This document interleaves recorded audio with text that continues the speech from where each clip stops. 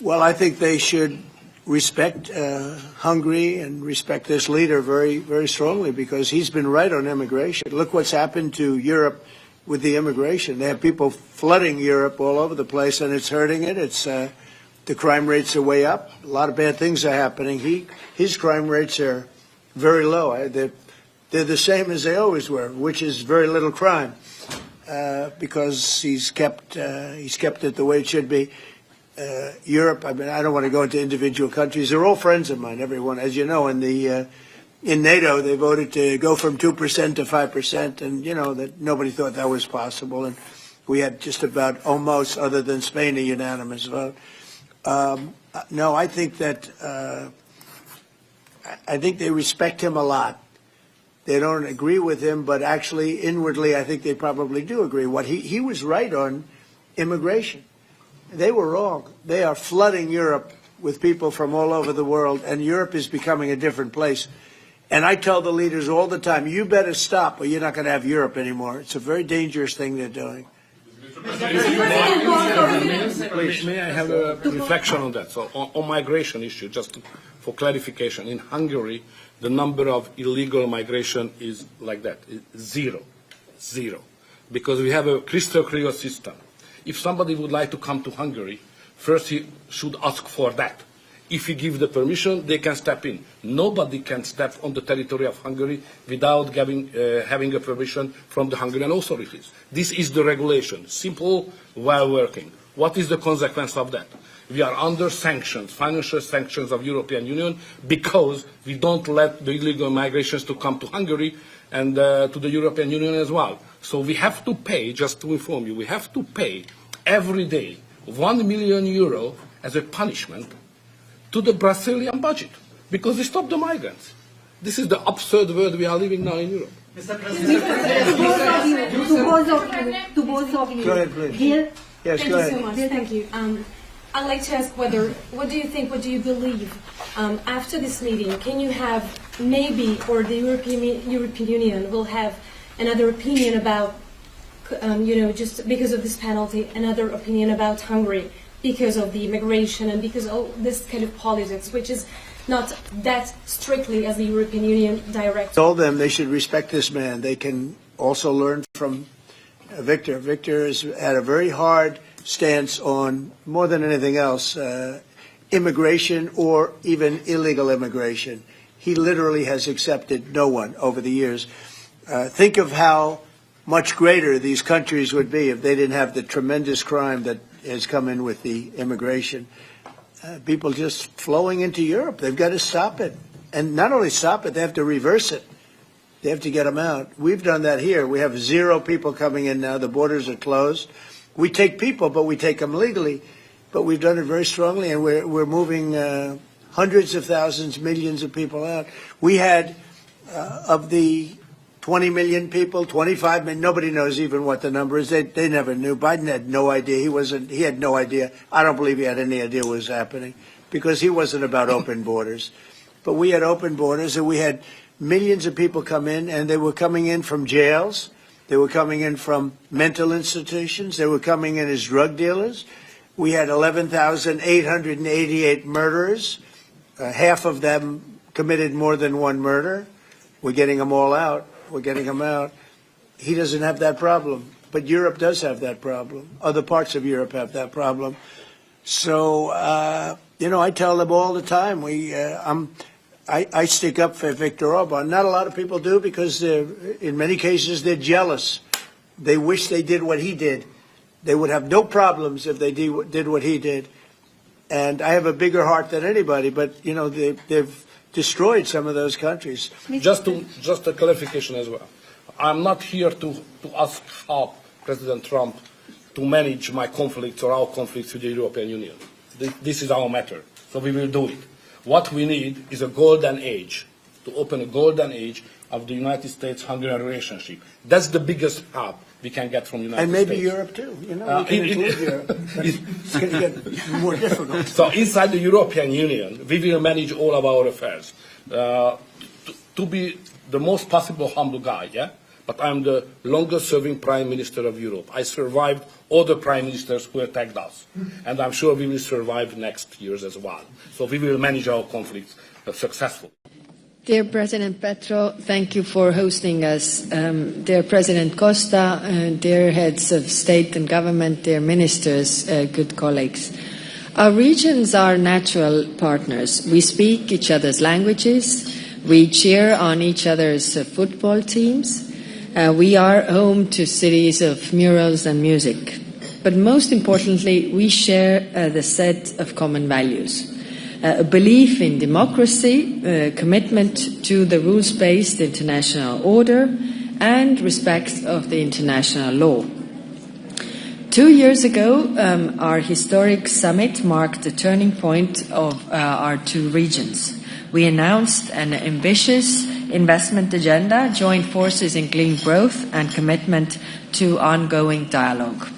During this time, our ties have grown stronger, but the world has also changed. It has grown harsher, more competitive, and more volatile. And we see that security and prosperity require diversification. We all need trusted, reliable partners. With this summit, we deepen our partnership and show that we are not just natural partners, but we are partners of choice. I want to focus on three shared priorities. First, trade and investment. Our two regions are connected by a dense network of trade agreements. In 2023, 410 billion euro of goods and services flowed between our two regions. The European Union is the largest investor in our region, in your region. At the same time, around the world, we see a turn inward towards isolationism. But we cannot close ourselves up. On the contrary, in these times, we need to open ourselves to others. European position is very clear.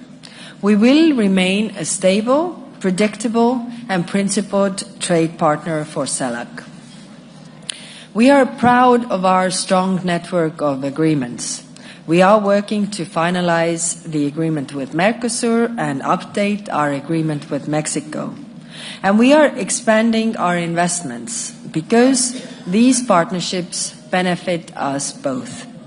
Take critical raw materials, for example. We are committed to building value chains that are truly local.